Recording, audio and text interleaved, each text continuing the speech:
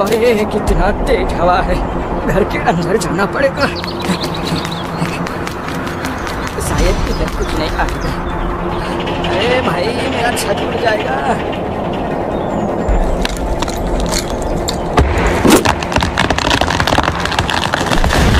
अरे छत तो टूट गया, भागो भागो। मेरा घर,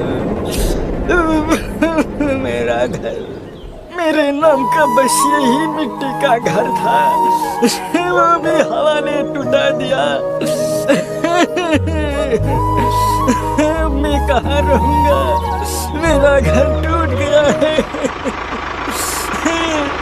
कोई तो मदद करो, मेरा घर टूट। अरे हमारे बापू क्यों रो रहे हैं? अरे हो बापू, क्या हो गया?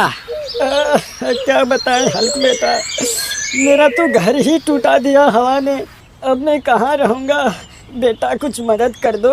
ओ ऐसी बात है। अरे बापू टेंशन मत लो, मैं अब भी जाके घर बनाने की सामान लेके आता हूँ। चलता हूँ अभी के लिए। अच्छा ठीक है बेटा, बहुत बहुत शुक्रिया, अच्छे से जाना।